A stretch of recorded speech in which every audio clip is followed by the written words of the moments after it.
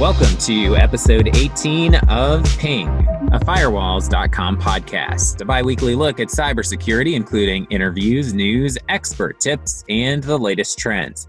I'm Kevin Baxter, and I'm joined by my Firewalls.com colleague, Andrew Harmon. Hello. Hey, Andrew. As we tackle a different featured topic each episode.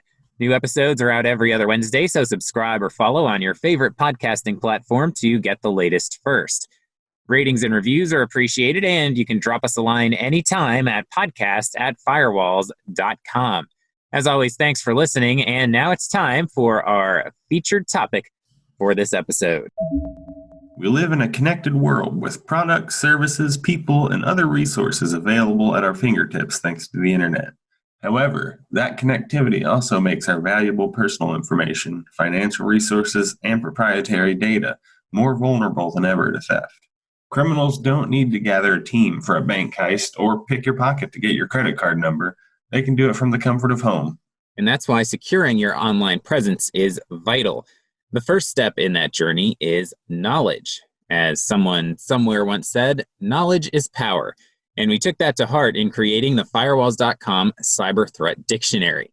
We compiled in one place a list of some of the nastiest, scariest online hazards, so you can read up on what's out there and get tips on how to stop these threats from stopping you. And in this episode, we're going to spotlight a few key terms from the Threat Dictionary to give you a primer on what's included, and we'll discuss the threats a bit more in depth as well. So this is an A to Z dictionary, but we're starting with the letter B for business email compromise, BEC, also referred to as a man-in-the-email attack. So BEC occurs when a hacker impersonates an executive, sending emails as the executive to trick employees into transferring funds, sending sensitive data, or opening a malicious attachment. These attacks can use compromised internal addresses or addresses that look very similar to those within the network. Maybe just a character is slightly different, even though it might look the same at first glance. So employees should be suspicious of emails asking for the transfer of funds or data outside of normal operating procedure, as well as any inconsistency in language. In an email, there could be a couple typos or something a little off in terms of how somebody is speaking. So in these scams, hackers typically do extensive research into their targets, but they're still likely not to be exactly the same sounding or as grammatically correct, potentially, as the person that they are pretending to be. So we've talked about business email compromise a few times over the course of the podcast. It's one of the greatest threats, according to many out there, for businesses, because people tend to jump when they see something coming from someone higher up in their organization, and they may not take the time to fully evaluate whether the email is legitimate. And things are getting better and better in terms of how legitimate they look. They used to be very easy to spot these kind of phony emails, but it's not as easy anymore. Yeah, we've talked about this even with the coronavirus episodes. A lot of business email compromise going on where hackers are trying to get credentials from workers at world institutions, different federal groups as well. So business email compromise is very versatile, and it's a spear phishing technique that is very effective. Spear phishing, also a term in the threat dictionary. And one of the big issues with this is, the transfer of funds in particular is something, once it's done, it's done. Right. So if a hacker is successful in getting that fund transfer to take place, then they're golden. And there's not too much you can do about it from a business standpoint after that's happened. To prevent this threat, you need training. First of all, well-trained employees with well-established procedures should know not to jump at these suspicious messages. And of course, you need robust email security in place to protect your network. You can even configure a lot of these email security services and appliances to flag emails with keywords like transfer, payment, etc. So they make sure that there's some extra attention on those emails and they might not get straight to the person in the first place. Right.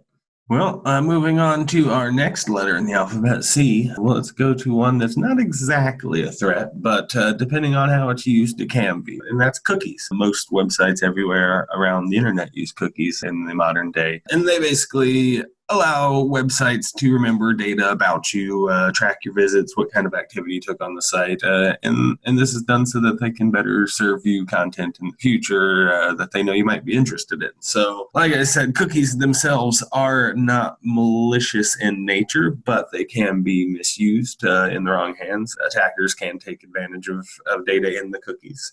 It can be sold to advertisers, and it can be used in cyber attacks. So cookies are automatically collected by websites unless you opt out of doing so, which you can do by adjusting the privacy settings in your web browser of choice. So, taking some time to go through the settings on your Chrome or Firefox or Edge, if you're one of those people, and just look at your privacy settings. A couple different ways you can protect yourself from threats through cookies is by regularly deleting them as data builds up greater and greater over time. It can be easy to forget about that and build up a several year-long paper trail of where you've been on the internet. But if you stop and clear your cache, delete your cookies frequently, that's less of a problem. Or you can also just set them up to not be shared automatically. So websites will have to ask for your permission to enable cookies. And you will see that more and more these days. Websites, if you haven't been to it in a while, you'll get a prompt to explain to you that they are collecting cookie information from you and everything. There are a lot of regulations out there now that do require that.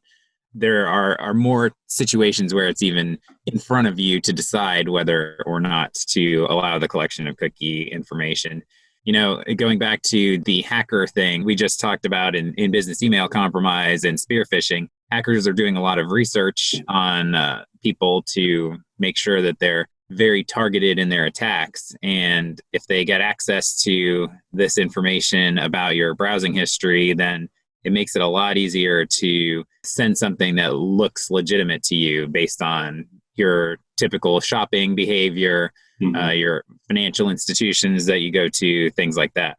Yes, there's a big source of malvertising, as they call it. Mm-hmm. So the name cookies, interestingly enough, just from the origin there, if you're curious, actually came from the magic fortune cookies you find in Chinese restaurants, because they are little packets filled with messages encoded inside. I did not know that, man. That's interesting. Those are also some of the least delicious cookies out there. Yeah, that's always unfortunate when that's the cookie you end up with. But you do get a little message. You do, yeah. And lotto numbers, too, on most of them now. Mm-hmm. So next one we'll go to is the letter D for a denial of a service attack.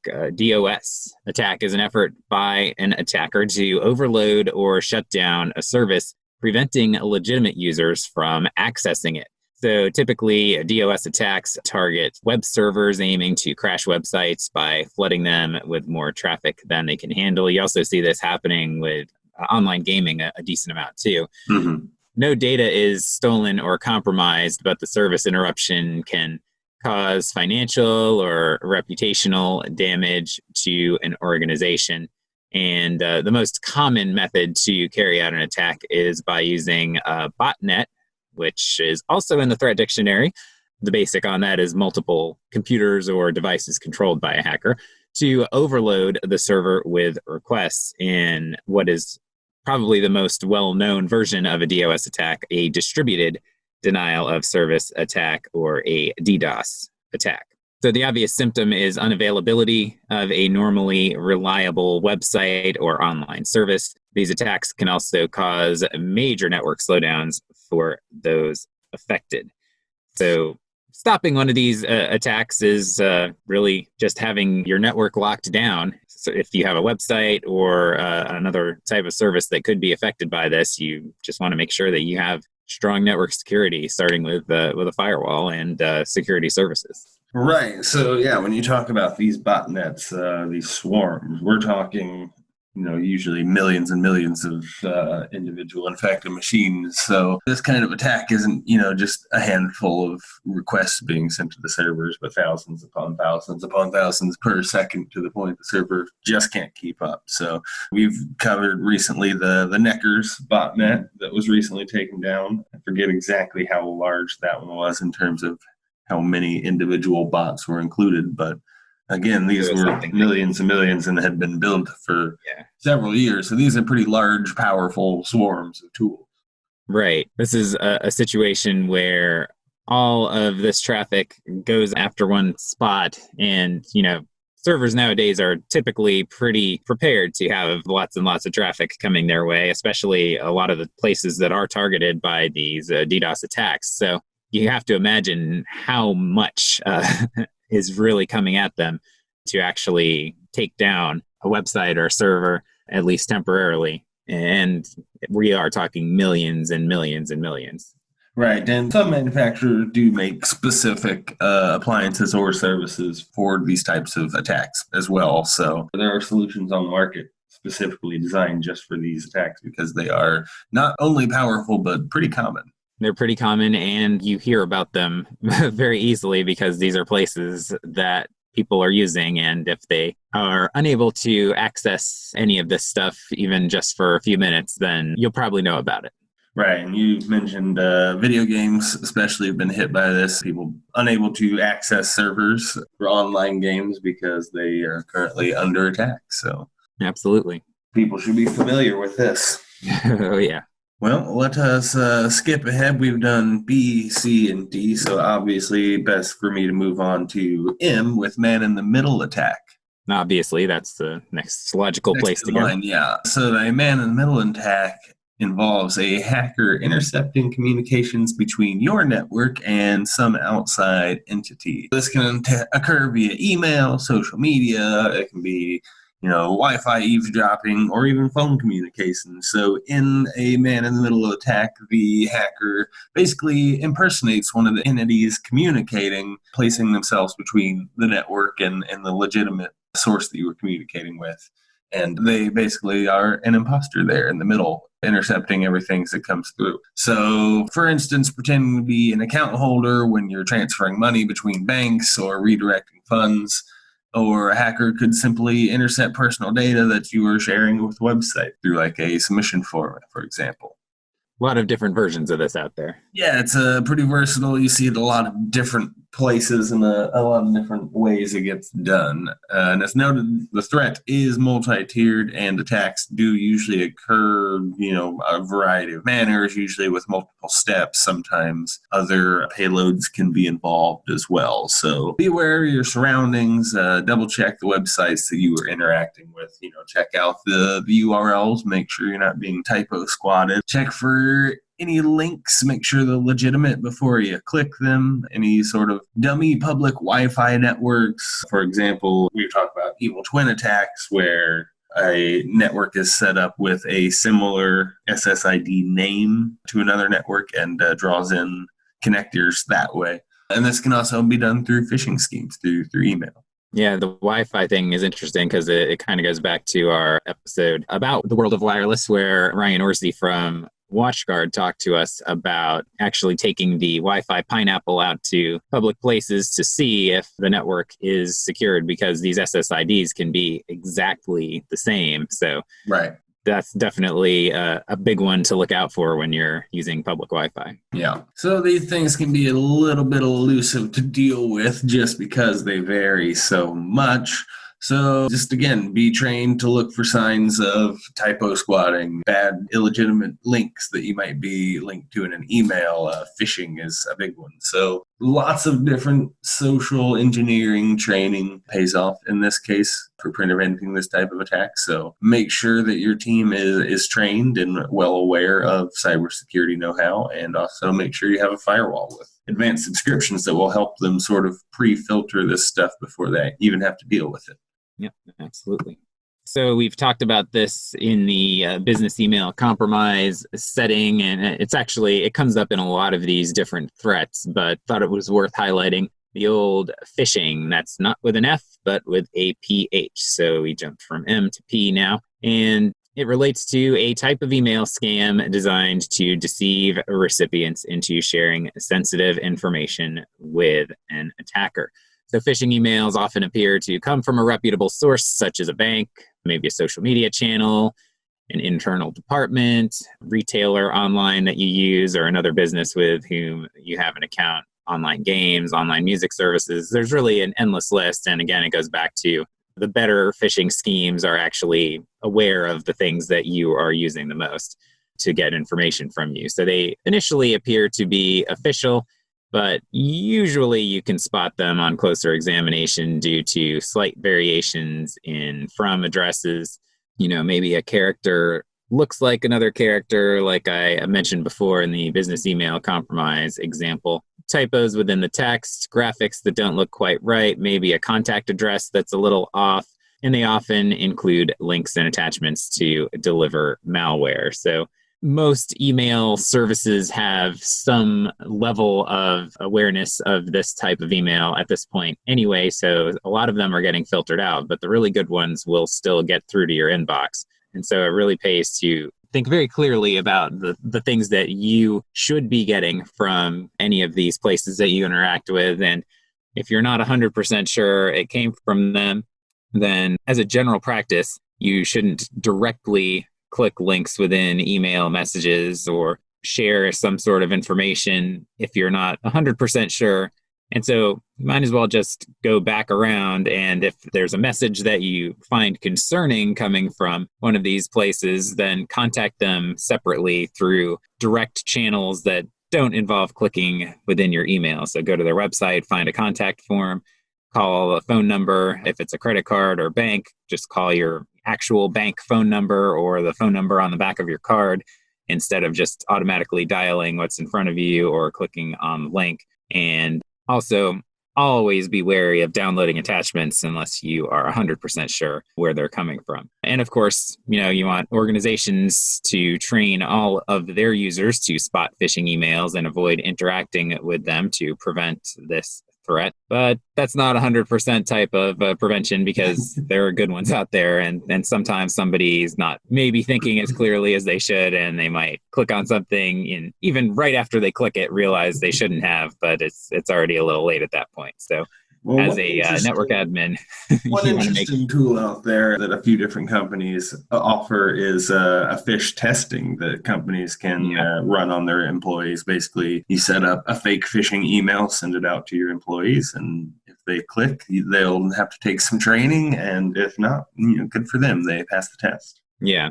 They can get anybody because there are so many emails that somebody goes through in any given day, and the better ones might have just that certain type of call to action that seems legitimate to you at the time. And so even people who are trained are not necessarily going to be infallible in this case. So again, you really want to make sure you have email security subscriptions or appliances set up for your network as well, because the really advanced ones are doing a pretty good job of catching most of these before anyone even has a chance to click on them. Or if they do get through, there are still some safeguards in place before somebody clicks to really make them think about it. So moving on to this next term, we'll go to the R's with ransomware. Ransomware actually ties in very well with phishing. It's a big goal for a lot of phishing emails is to implant ransomware onto a machine so that they can ransom the data. So ransomware is a type of malware that's meant to hold a user or organization's data for ransom. So basically it'll go in and grab up all your files, encrypt them, and hold them hostage. So it may simply deny access to those files, or it could even threaten to destroy the data. Basically, if you don't pay them a certain amount of money, usually in the form of Bitcoin, due to it being a little less trackable. Mm-hmm. So how to recognize the threat, pretty obvious. You'll probably get a big old message on your screen with a red text and skull and crossbones and anything else interesting and creative they want to throw in there. Depends on whose ransomware you have received. Different groups will make different ransom messages. And it will pretty typically explain exactly what to do. If you want to get your files back, you pay this amount of Bitcoin by this time, or X will happen. So it's hard to miss if this is on your system, so to speak. Yeah, you see images of ransomware and they look almost comical in how obvious they are, but they want to be obvious because they want to make sure that you know what's happened to your data and make sure that you jump on it to pay up. Yeah, that's the point of the ransomware is let people know it's there. Right. No point in having it be a secret.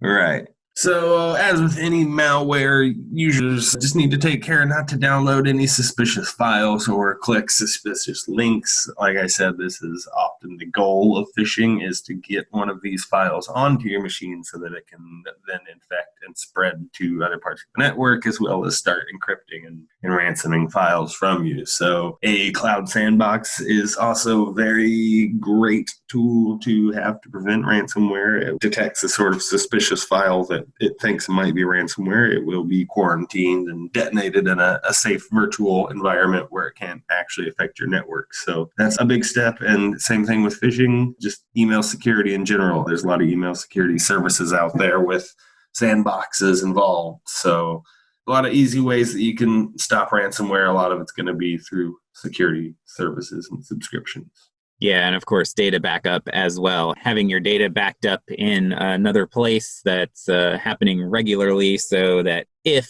somebody is able to lock down the data from one location, it's easy enough to restore it back to where it was, and you are not completely at their mercy to hope that if you do get infected with ransomware and you pay up, that you'll get it all back, because there's no guarantee that you are going to get it back if you pay up. And even if you do, you already know that this person now knows that you're willing to pay up, so they might do it to you again later on. Yeah, there's a lot of calculus that goes into whether to pay or not. Obviously, a lot of cybersecurity insurance company will ask you to pay because it's the quickest, easiest, cheapest way for them, whereas other businesses say, well, hey, I want my data, so I'm going to try to back up and stop this from happening altogether, because as you said, there's no real guarantee that you'll actually get it back.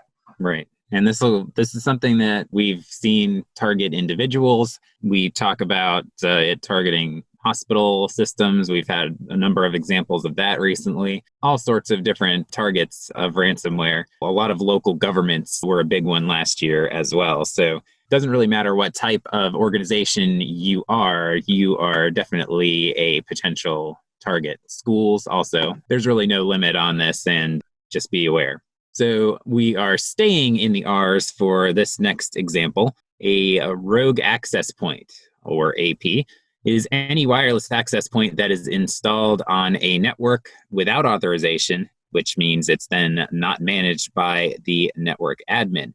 So that means the rogue APs do not have the same security setup as the other access points on the network. They're especially dangerous as they are physically installed behind a network firewall. So if somebody gains access to that AP, they can gain access to the broader network. Rogue access points may be installed maliciously by an attacker or simply by an employee looking for their own special Wi-Fi access. This actually happens. And they could be plugged directly into a firewall or network switch, a wall connection, or even other network devices. But however they are installed, whether purposely, maliciously, or not purposely, they can be used for a variety of attacks, including denial of service, data theft, and other malware deployment. So this is a little bit different than some of the other threats we talked about, because it involves a physical device being involved in a physical space. So really, to recognize this threat as an administrator, you need to do some visual inspection of your network devices like firewalls and switches on a regular basis, and you can identify access points that don't belong. And for better visibility, you want to conduct regular scans of your wireless airspace, because rogue access points won't show up over the wire. I like the story of the guy plugging his own AP in because he wanted his own private network at the office. Right. Yeah, I don't know if it's a person who has their own credentials that they already have saved on their laptop, so they just want to bring them into work or something. He's an only child. He didn't learn how to share, so yeah. He needs his own network. One of the ways to help prevent this threat is having a wireless intrusion prevention system, because they can detect and stop those rogue APs.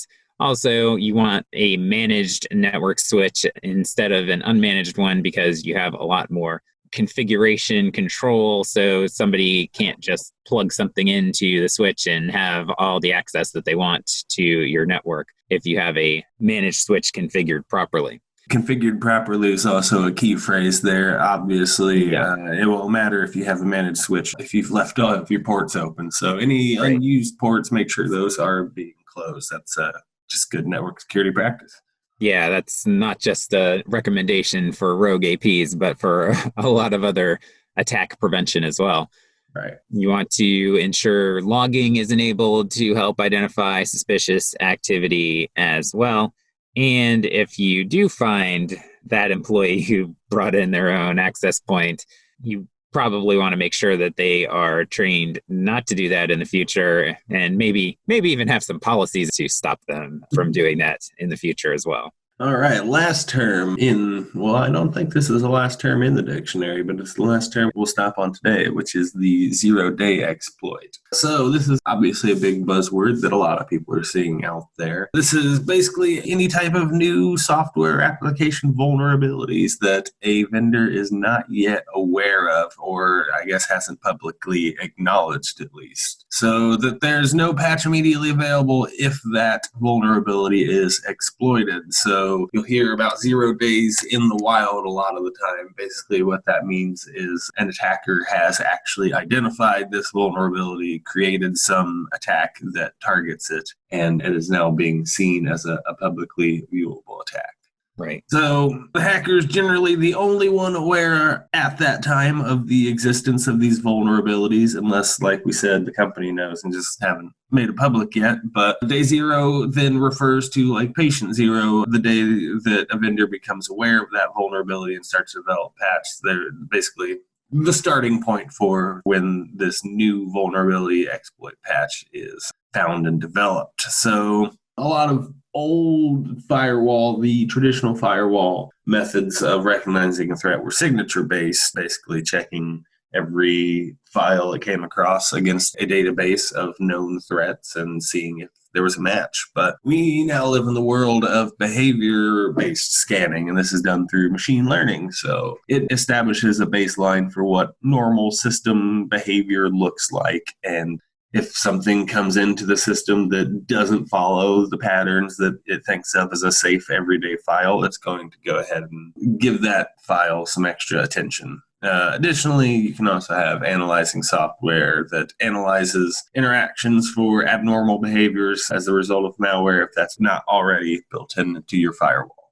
Yep, and the sandboxing, as you had mentioned in a previous threat, is big as well, because a lot of times the machine learning will be able to kick that into the sandbox and keep it from getting to your network. This zero-day exploit is a term that's very well known. We've talked to some people who like to refer to never-before-seen exploits, and that may be more the reasoning behind the part about the vendor not having acknowledged before the difference between 0 day and never before seen. Either way, there are a lot of them out there all the time. People are certainly using attack vectors that we do know about and have known about a lot, but the 0 days still happen. And, those are situations where the patches come out pretty quick as soon as they recognize that this is an attack vector, but you also have to make sure that you're updated, have automatic updates enabled on all of your devices, all your software and services to make sure that you're not caught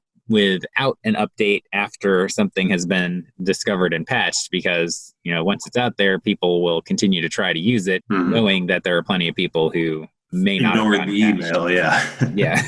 Yeah, so 0 days are exactly the reason why we always recommend you patch often or automatically if that's possible for you. So as soon as organizations see a 0 day attacking their systems, they come up, like you said, with a patch very quickly and send that out. At that point, it's a matter of the companies being able to put that patch on their systems themselves. Right. So this whole threat dictionary, we do have at least one term from A to Z, but we do want to remind you that we are always updating it with new terms. So please do drop us a comment in the reviews or email us at podcast@firewalls.com if you have a term that you don't see included in our current version of the dictionary, and we can get it added. So you can find our cyber threat dictionary at firewalls.com/blog/threat-dictionary.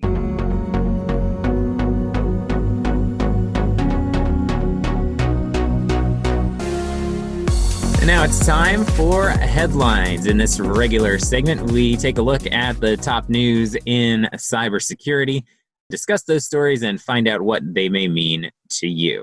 Now for headline number 1. Temporary hospitals are rife with cybersecurity vulnerabilities. So the basic gist of this story is that these facilities stood up to help treat the major influx of patients due to COVID-19 are not designed with cybersecurity as a priority. They're meant to handle patient care, which is certainly the most important thing, but because they get built in a hurry, typically offsite of any hospital campus, they are especially vulnerable. What were some of the vulnerabilities we saw pointed out in this piece, Andrew? Well, healthcare industry in general is a pretty big target for attackers, and a lot of the same things you're going to see for hospitals in general, you're going to see for these pop-up hospitals. So ransomware being a big one, email-borne threats, and really a lot of attackers are trying to gain access at these remote sites as a way to sort of tunnel back towards the larger infrastructure of hospitals and headquarters and so forth. Yeah, right. These are places that are not on, as I said, on an actual hospital campus. They're not hardwired into whatever architecture is in place for the hospital networks themselves, but they still have to talk to the hospitals. And again, understandably so, these are set up really just to handle patient care. They're not necessarily set up with the time and energy put into making sure they're secure, but they basically have all of the same issues that any hospital network might deal with, except that they are much less secure. So you mentioned ransomware, of course, first is a big thing in the medical field, unfortunately, already. So you've got to definitely be a little extra concerned about that with these temporary hospitals. Right. And Tom Burt with Healthcare News made some suggestions specifically for ransomware. For example, backing up systems offline. So obviously in a hospital setting, if a ransomware attack does occur, the number one priority is to get operations back up online again and get everybody back to work. So having those offline backups are a great way to sort of patch up that particular vulnerability that won't waste a whole lot of time on things when you could be in patient care, et cetera. Right. And Bert, who works with Microsoft, I believe, also had a couple of other simple tips too, which is, making sure that all your software is updated and fully patched, which again, a lot of times you can just have automatic updates set up and you don't even have to do anything actively on that front, but just make sure that that's set up, which he calls the number one hygiene measure, and also enabling two-factor authentication for every account that can access the pop-up hospital's system. So again, we've talked two-factor, multi-factor authentication pretty much every episode lately, especially when we've been talking about remote work, and no different in this situation. Yeah, and multi-factor auth is really helpful for these sort of situations where attackers are primarily probably targeting user credentials. So these pop-up hospitals tend to have a lot of IoT devices, like remote care devices, a lot of handhelds and tablets and so forth. So there's a lot of potential vulnerabilities where attackers are able to get a foothold on the network and work inwards from there. Right. Yeah. The IoT devices, you don't necessarily think about these medical devices as being in the same category as some of the other IoT devices that we've talked about, or one that we may talk about in a little bit, but they're dealing with the same issues. And again, the medical IoT devices are still not manufactured by security companies. They're manufactured by companies that have one priority, and that's the functionality of the device and not so much the security of the device. And so just as with any other IoT device, there are many dangers associated with that if security is not set up very strongly in those situations. Right. And you mentioned Microsoft a bit earlier. They have stepped up to help a bit by making available Account Guard, which is basically a security service specifically designed for healthcare. So it sounds like helping with these particular pop-up hospitals, making that more available to them so they can get that extra security in place without sacrificing too much.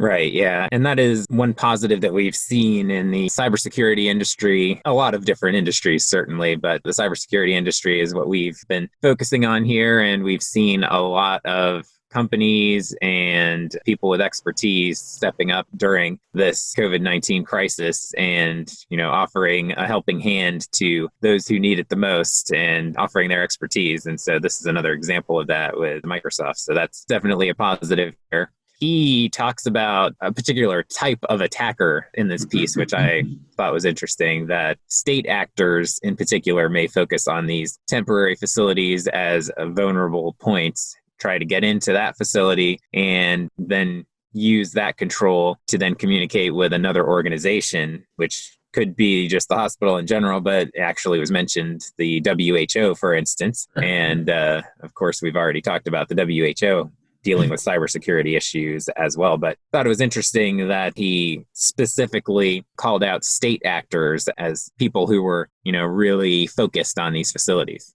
Yeah, like you said, we covered in our last episode the idea of state actors attacking the world organizations, trying to get the edge on creating vaccines, stuff like that. So there's definitely competition out there, and that might be a target for them. Mm-hmm. Even a couple of other vulnerabilities were pointed out in this article that we haven't mentioned yet. The facilities, some of them may be at a stadium, convention center, could be a hotel, whatever. They may be running on the network of the site itself. Hopefully not on just the public network of the site, but certainly. You never know. Yeah, right. And those security measures obviously are not built the same way, even if it is the private network of the site, wherever they happen to be. They're not built the same way as an actual hospital network would be. They also likely would not have IT personnel there maintaining their network security on a regular basis as they do at the hospital. There are also vulnerabilities to Wi-Fi based attacks if they're using whatever type of wireless system that they're using.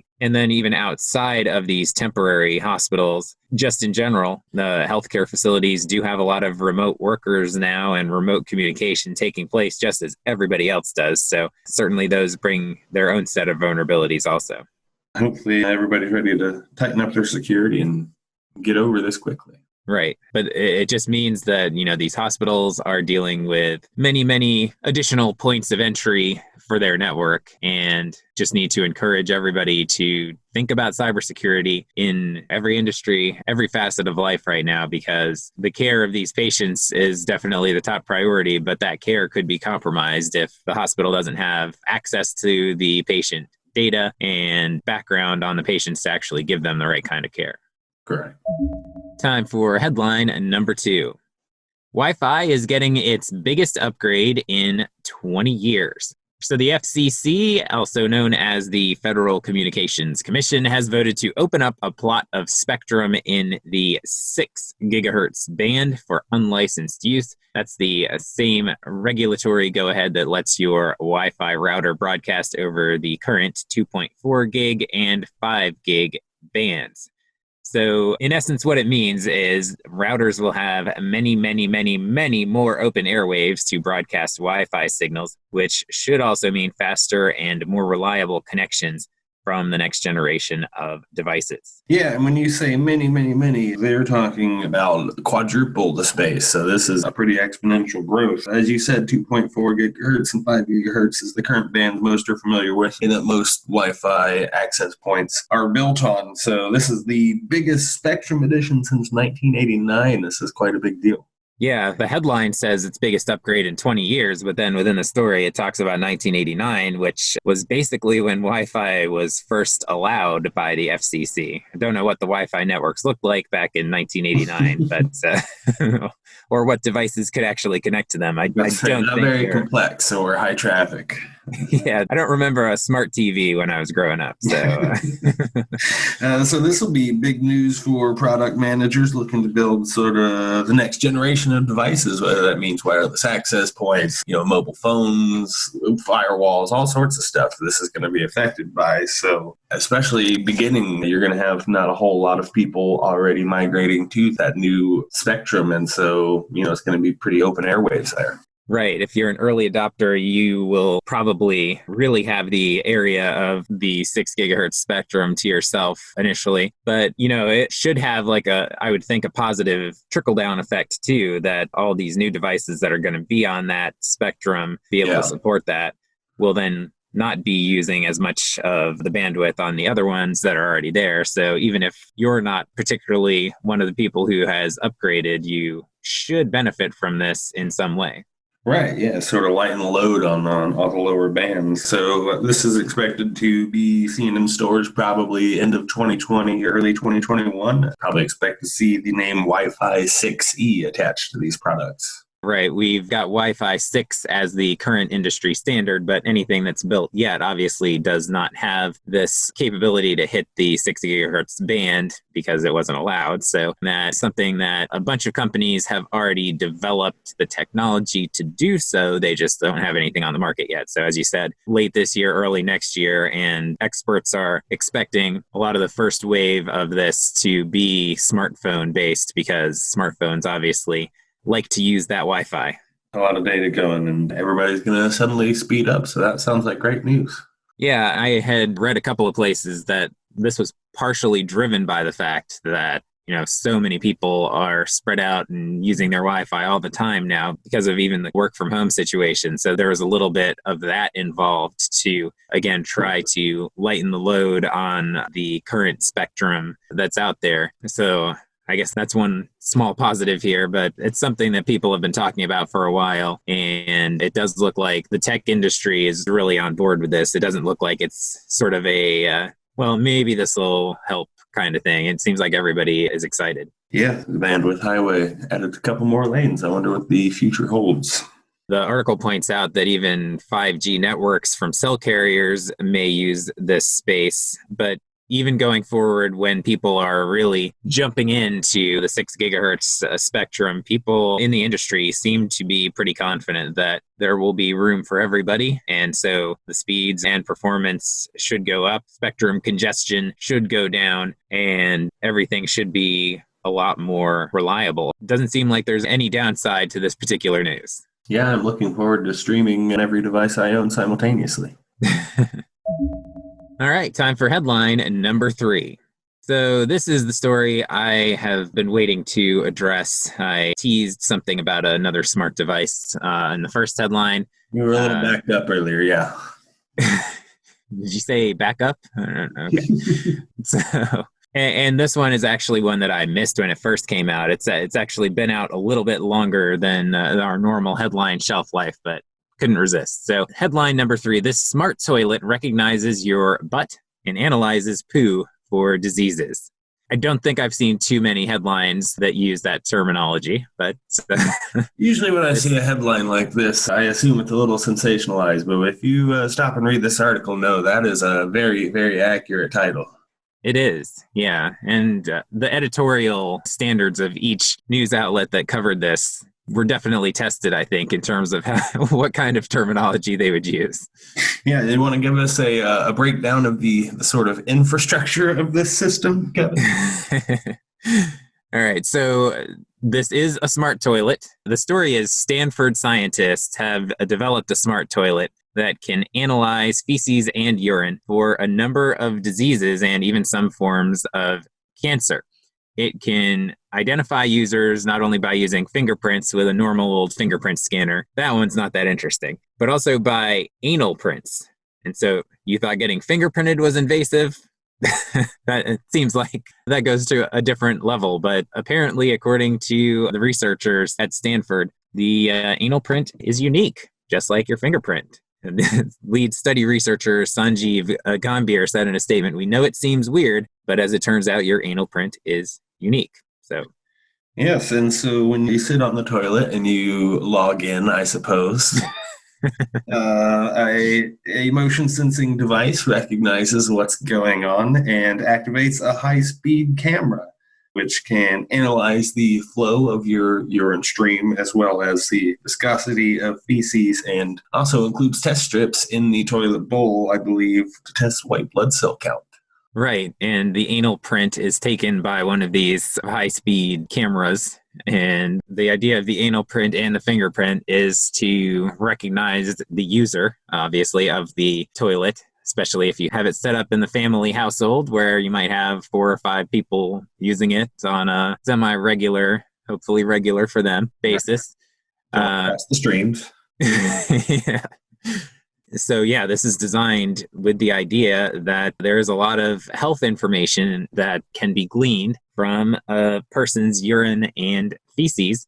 So you mentioned the white blood cell count, levels of protein that will best determine if the user is healthy or suffering from things like bladder infections, cancers, diabetes, or even possible kidney failure. The collected data would be stored in a cloud-based system for doctors to access later. They do make a point of saying that the anal print does not get shared into this cloud. So it's just a local thing on the device. It must be hard to convince your IT guy to go work in the feces cloud.